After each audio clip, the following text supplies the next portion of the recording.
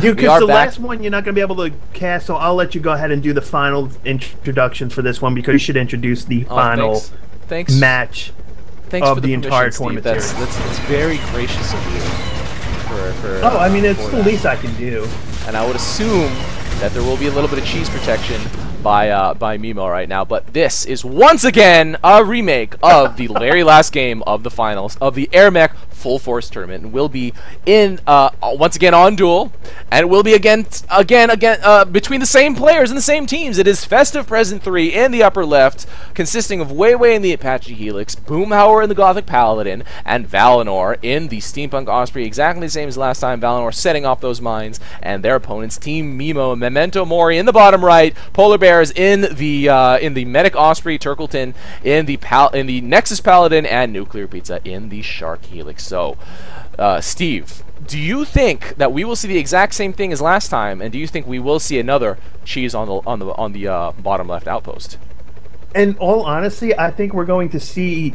I think maybe we might see the same thing this time, but from the other team, because basically, Festive Present 3 already showed their hands. They know now that MeMo would be expecting it, so it would not be the smartest thing for them to go ahead and do it. However, MeMo might think, okay, most likely they're going to, you know, they know that we know this, so they're probably not going to do this, so we should maybe do it ourselves. You know that I know that. I don't think MeMo... Yeah, he knows that I know that she knows, so he knows. I mean, looking at Polarbearz, he's got 4 Mortys in his cargo hold, 4 more Mortys in his queue. Unfortunately, I did not take a quick look to see if these other players have Morty in their loadouts. If they do, it could be something completely different. Because like Boomhower right now, he doesn't have Morty's queued. He has a Ratchet and a Seeker. Okay, so it's very likely going to be different. So I think it is time to find out. So Steve, are you ready? Oh dear God, I've been ready like 4 hours ago. And we will go in 3, 2, 1, and go. So we are underway. Game on. Game on. It does look like normal Moneymaker builds going down by the green team, and the Carbon team is pretty much following suit. Pretty standard game going on right now. Oh, but they are so much more ready to defend this outpost. They're bunkering Mortys. They got tanks down there. And where is Polarbearz going? Oh, he's going to defend that one. So they are making sure the same thing is not going to happen this time. And Festive Present 3, exactly what I said. They knew that, hey, they're like, okay, they know we're going to do this, so they're just going to push it on mid now instead. Sure, Smart Steve. move on their end. Sure, that's why, because you said so. Well, I mean, obviously they didn't hear what we're saying type of thing. They were already well into this game to begin with, but that's the point, is that they knew that most likely MeMo was either going to potentially expect it or not, but work on defending those bottom stations, and in the process they have so many more units out on the front at this middle outpost that it's exactly what it needed to be, a psychological warfare game. Definitely. Right now, right at this second, potentially Festive Present 3 is winning it, but unfortunately the psychological part only lasts for maybe the first minute and a half of the game anyway. Before then, it's just how the battle goes from that point forward. At this point, it's 52-46, a little bit in favor of Festive Present 3, but the game is just starting. We are about 1 minute in. And WayWay really on health, but will he get focused down? No, he gets body blocked by his 2 teammates, and he will be able to survive and get back to that forward outpost. But NuclearPizza and Turkleton, that was Polarbearz. I don't know, they're both white. Turk and Polar are both white with blue name tags, and they do set up the heavy mines by microing a tank on top. Oh, and Festive Present with pretty great micro here at the mid.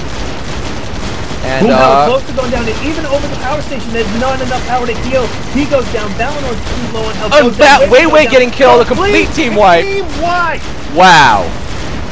But with the fact that it's only level 3 and 4, they're going to be back in the game so quickly. What can MeMo do with it? But they're doing a whole hell of a lot. They've cleared off almost all those units that were on the bottom half.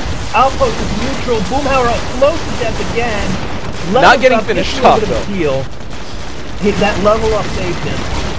We got just the heal at just the right time, kept him alive, but we've got everybody out on the field here. Wow. This was quite a mid-fight. Once again to Polarbearz, NuclearPizza going down, 2-on-2 action. No one has any clear control on this outpost here. This is what we wanted the final match to be. This is so much better than what it was shaping up to be. I will second that notion. But right now, Turk's staying alive because Turk's staying alive because of Polarbearz here. Oh, and yeah, they were able to all survive that attack. It's 44 to 48. MeMo now technically a little bit ahead in the upkeep. They do have a couple of, I think the amount of bunkered creeps are the same. I don't want to take my eyes off the fight to be able to actually check that. But right now, it does look like, oh man, it's still pretty even. It's still pretty even. Lots of artillery down by both teams. Oh well, a lot of the artillery down by MeMo has gone down, and it's 50 to 43. So now Festive Present 3 is a little bit ahead. Enough to call it an advantage, I would say. And it does go up to them. It's NuclearPizza desperately trying to neutralize his outpost, which is probably the priority at this point, but it does look like MeMo has lost this mid-fight. They probably should start to pull back, but will they? I don't know. It's all about decisions. NuclearPizza now grabbing some bombs to bomb. Obviously to bomb the enemy units, and will he be able to actually kill anything? Oh, trying to follow someone back to their outpost. There were 2 weak mechs, but not actually able to get that finish. And yeah, I mean, just taking a look right here, I mean, Festive Present 3 now has that outpost. They're trying to push forward. They got the tanks on there. MeMo's being pushed back, but just for some reason, I don't know if MeMo, they have jammers in their loadouts, but they're not bringing the jammers out. So it made Festive Present's artillery so effective, and that's really what helped to wipe out almost everything that MeMo had out there as far as that pushback goes. Had they deployed at least 1 jammer, it could have been a completely different battle on there, and I really don't want to say it, but maybe 1 unit could have made that entire mid-battle completely different. Yeah, it's that entire hard counter system, and now they are going for this close outpost with some Mortys. Let's see if MeMo actually responds to this. Turk is here. Oh, does he have his hammer? Will this actually go down to neutral? And if it does, oh, there's a lot of Mortys, and this might actually be able to do it, actually. It does go down, and there are plenty of creeps here, but they stop! Because 1 creep does go in for the blue team. A single blue went in that was just enough to keep them from going in. Exactly what they needed right when they needed it. That's the great thing about this. Even if just 1 creep is there, it's enough to hold back that push. And that is it. Blue team has been able to hold. They do have 4 Mortys back here, but now in the meantime, the green team refocusing their efforts here on this forward. 58 to 52. It's not a dramatic upkeep difference, but you know, that power station is a pretty significant difference in income. Significant enough, I would say, to call it that that Festive Present 3, obviously with that mid, has an advantage, even though it's about even in terms of the upkeep. And now finally Jammers and Sonyas are coming out on the field. We've got a Bertha that's out on the field, but at this point now is getting those radar jammers out just potentially a little bit too late. I mean, it could very well be. At the same time though, I mean, MeMo's got a tremendous amount of tanks that are coming out onto that bottom area, yeah. That bottom area on here, and they're actually forcing Festive Present 3 back up, and that's exactly what they need to do. If they can keep pushing back and get out enough artillery and keep their units spread out properly and avoid the artillery fire themselves, they could potentially do something, but there's just so many healing ratchets out for Festive Present 3 that it's going to be so hard for their artillery to be effective because of the radar jamming and then the sheer amount of healing that's going on. Yeah, I mean, Festive Present 3 is playing this mid-fight very, very well. Boomhower with even more distracting Mortys here. They don't have any more bunkered, so it's a little bit dangerous. A coordinated infantry drop could actually be pretty devastating, pretty much do what happened last game. They might want to actually get a couple more infantry bunkered over there. Festive Present 3 actually has infantry bunkered on their close, but not on their forward. The mid doesn't have a bunker either, but they do have a lunchbox up. I don't know if MeMo just wants to approach like this, or if they want to change it up at all and attack the outpost itself, because the neutralize would be really, really great for them, but at this point, it's just going to be a traditional artillery tank leapfrog battle. Bertha's out on the field for both teams. Boomhower barely survives that, but gets out of there in time. Valinor very weak. Just so many of those secret missiles just flying in all over the place. Outpost cannot handle it. Taking a look right now, potentially MeMo has the advantage because most of the units that Festive Present have out on there are healing-based units or artillery. That the sheer amount of tanks that MeMo has out, that if they, rather than worrying just about necessarily holding the line, but if they were to push forward with those tanks, they could be in a very strong advantage, but they need to do it quickly before Festive Present has time to rebuild their tanks and actually be able to hold the position. But just from the random artillery fire from the Sonyas, the outpost did go down for a brief moment. Not anything of game-changing, but still always interesting to see when an outpost goes down. Yeah, I mean, that brief neutralization was kind of, I don't know, it might have been the window that MeMo needed to be a little bit more aggressive, but you are completely correct that, you know, what MeMo, what Festive Present has down on the ground isn't very much. And actually, the upkeep difference is pretty dramatic at this point. It's 51 to 81, so all the Berthas, all the tanks have... Yeah, MeMo is at max. They might start putting down generators. Oh, that's what actually NuclearPizza is doing. He's switching out moneymakers for generators. You know, Festive Present is definitely not at max. They're 53 versus... If they don't push out right now when they have the advantage and there's so few tanks that are out on the field, they could lose it very quickly. Yeah, I mean, 3 has so much room to build units right now. They definitely have to be scared of the defender's advantage, though. You know, if they see an incoming push. Advantage? You know, other than the grinders, because now they gave them time to build grinders. If they would have went before the grinders were built, they had the advantage. Now the grinders are out on the field, now it changes everything. That's what I just want to comment. Go ahead, finish. Well, no, I was just saying, sometimes the teams wait because they're scared of defender's advantage, they wait a little bit too long before they push. Right, true. The grinders are really, really great at the defensive role because, you know, tanks do come in kind of one at a time, and they hit the very first front tanks, and they all kind of gang up on them. But I did want to do a comment very briefly that the unit spread by MeMo is incredible.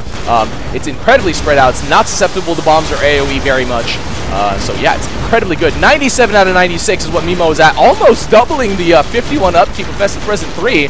And MeMo not stopping actually attacking the mid. It's a little bit crazy how much they're just focused on this mid. You know, that forward was completely undefended. The close only had creeps bunker. Boomhower both went down. Oh, this is probably the opportunity that that MeMo needs to actually take this mid. And after the mid, they have such an overwhelming unit advantage, and they're pushing. They're not even waiting. Yeah, Festive Present has sort of fallen to the victim to the same thing that they did when they were playing Death Squad. And are they going with a Y? Or it looks like they were going with an attack and not a capture. Congrats with a Z. Not a correct plural, but I'll accept it anyway. Or it's not actually plural. It's just an But I didn't realize that we were in English 1301. NuclearPizza says want to call even now. Want to call it even now. Maybe we'll have like a best of 5. Oh my god. Say game 3 was Mr. President, this is game 4, and let's just throw a game 5 in there just for the hell of it.